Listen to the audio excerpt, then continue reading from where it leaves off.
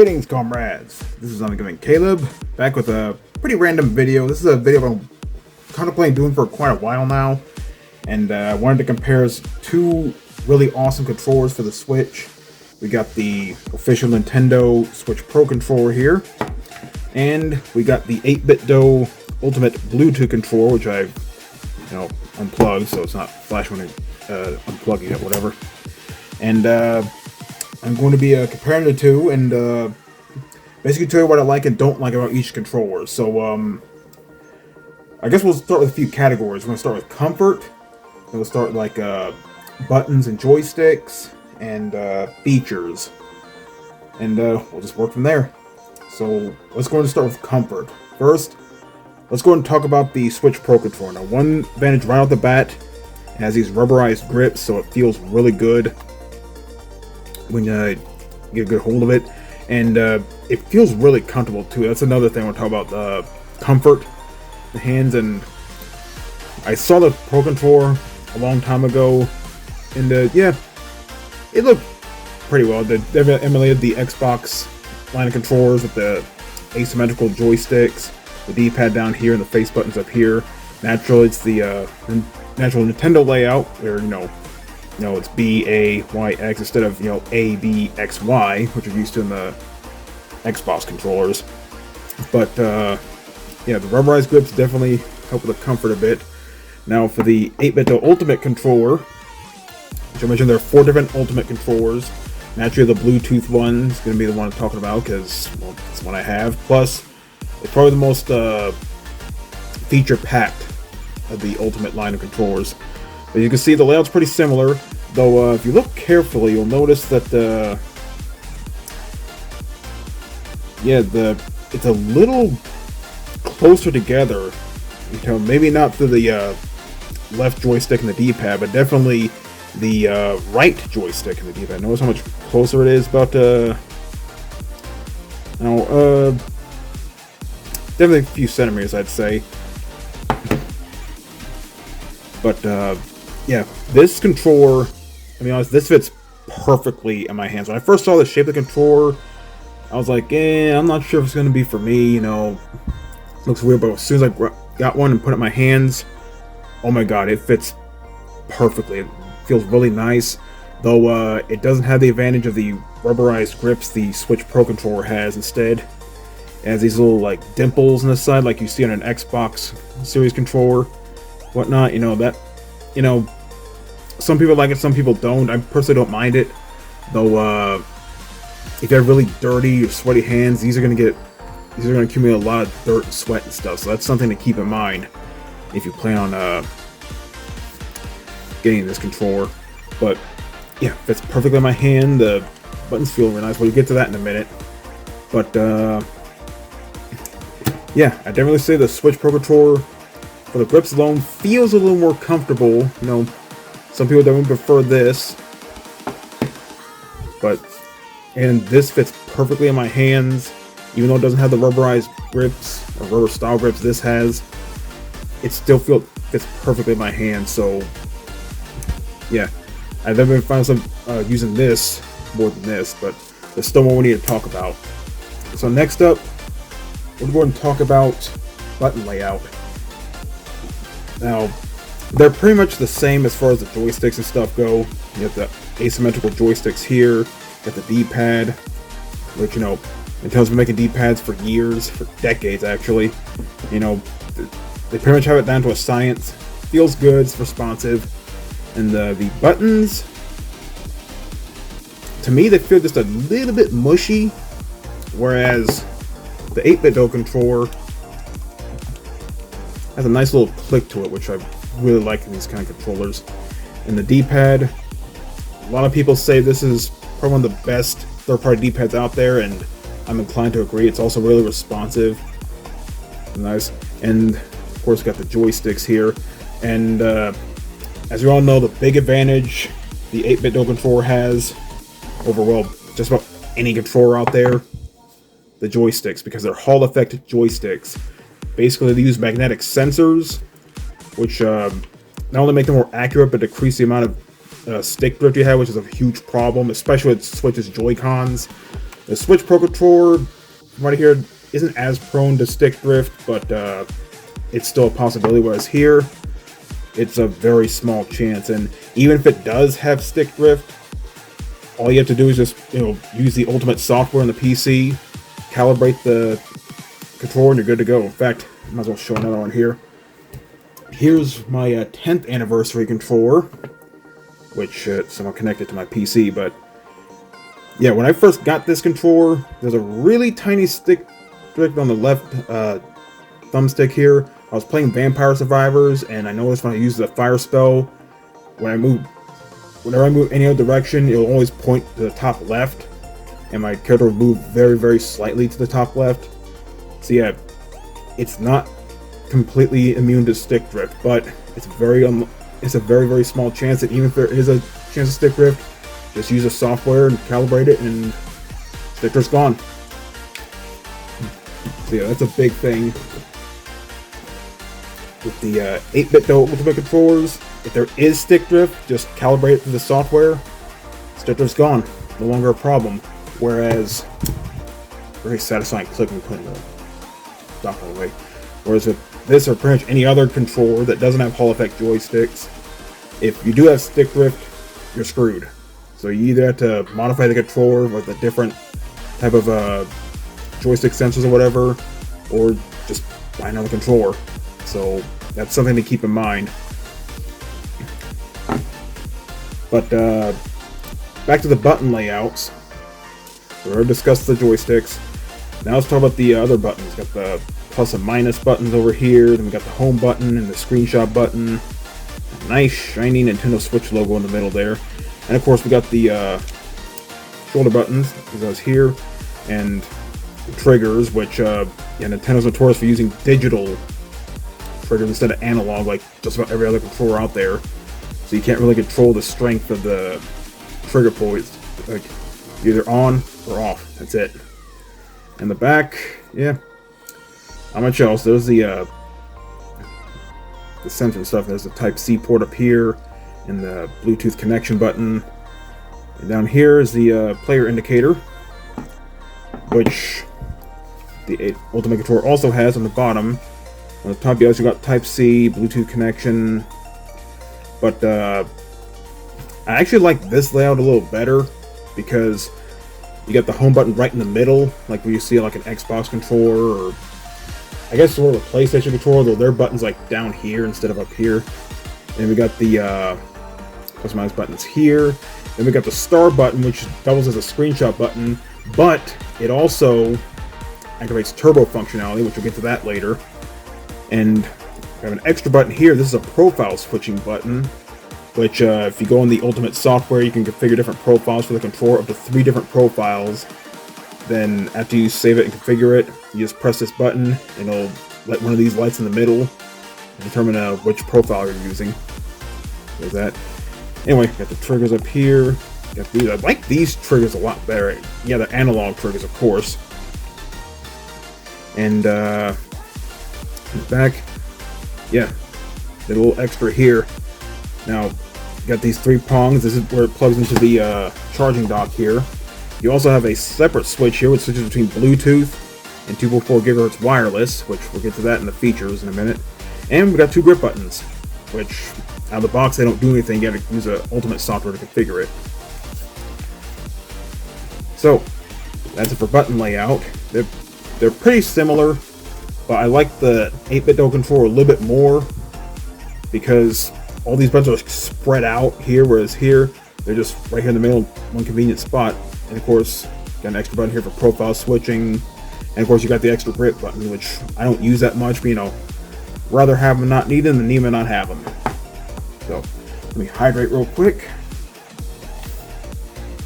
All right, now let's talk about features. Now the Switch Pro controller, it's about what you expect for like a standard console controller. You got the home button and all that stuff, the screenshot button. Now, one thing this controller has that the 8-bit controller doesn't, amiibo support. So basically, if you have like amiibos or amiibo cards, you just put on the controller and it'll scan it. Whereas the Ultimate controller does not have that functionality. So, you know, if you have amiibos and stuff like that, that's something you want to take into account. Definitely go for this controller here. And as far as other features go, you know, you can hook those up to the PC, though I haven't really used it myself. You know, a few steps to follow through, just like the PS5 DualSense controller, but right here, it works pretty well. Again, the layout's very similar to the Xbox controllers, though one thing to keep in mind if you do use this on the PC, at least if you're using like a Steam Big Picture mode, when it detects the controller, it'll use a Nintendo button layout. So recognize B is like cancel, A is okay, and stuff like that. But you're playing like an actual game. As far as I can tell, not a lot of PC games support Nintendo layouts. So if you press B, it's going to recognize it as A. You press Y, it's going to recognize it as X, so on and so forth. So yeah, that's pretty much the main advantage this has over the Ultimate controller. It has amiibo support, whereas this does not. But what it lacks in amiibo support, it makes up for in a lot of other things. So, as I mentioned earlier, we got the profile switching to the 3 different profiles here. Of course, we got this analog triggers instead of the digital ones that Switch Pro uses. And of course, I mentioned the grip buttons, which, you know, again, rather have them and not need them than need them and not have them. And the Bluetooth and 2.4 GHz wireless switching, which, yes, this does come with a wireless receiver, but there's a few more tricks it has. Now, I mentioned earlier, the 8BitDo Ultimate controllers, at least the wireless and the Bluetooth ones, come with this charging dock. Naturally, it holds the controller, but it has these 3 contacts here, which when they connect to the contacts in the back of this controller here, and this is plugged in, it'll charge the controller. You can see you have the Type-C port back here, so if you plug this into a wall outlet or any USB port, it'll charge the controller. But that's not all this can do. Now, Mad Pixel covered these controllers a while back, but there's one thing he forgot to mention. Now, they do have the 2.4 GHz wireless adapter here, which if you want to use it like that, you can just plug this into a USB port. Make sure to switch to the 2.4 GHz option on the controller itself, and you can use it that way. But I prefer Bluetooth, it's more seamless. You don't need, well, I say you don't need an extra adapter, at least if you're playing on a console. Whereas the PC, you need the you need a Bluetooth adapter, which I do. They're pretty inexpensive. They're just like 10, 20 bucks depending on what kind you get. We have the adapter plugs in here.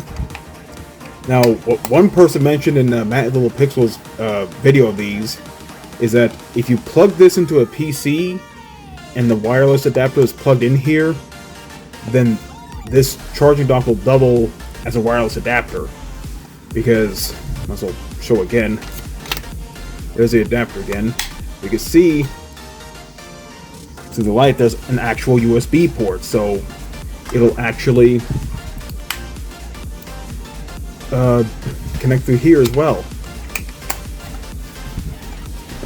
So yeah, this is a charging dock and a wireless adapter, provided the receiver is actually in the dock itself. But that's a really cool feature. Not a lot of YouTubers cover that, but I did try using this with the wireless adapter in there. Couldn't really get it to work. I might need to fiddle with something, but I prefer using it on Bluetooth because, you know, it's a lot more seamless. But of course, another advantage this has over the Switch Pro controller, the Ultimate software.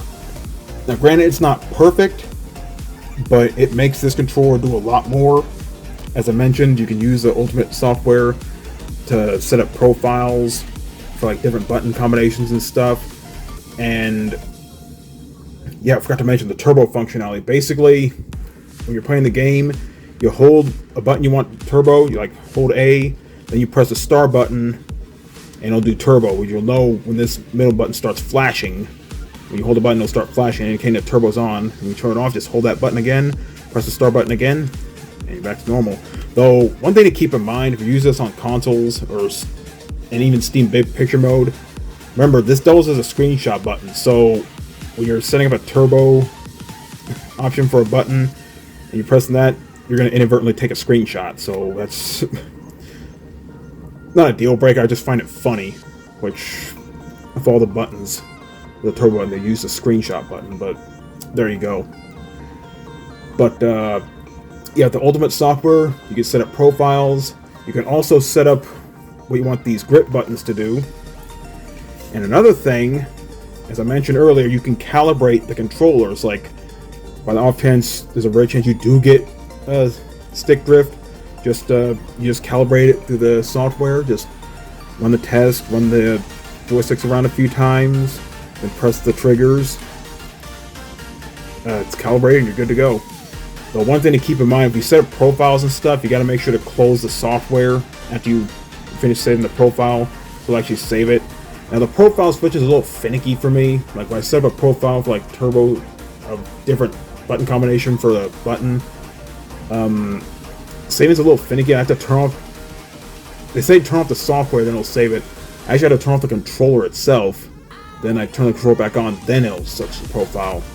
You'll know you'll have a profile set up when you press a button and one of these lights lights up.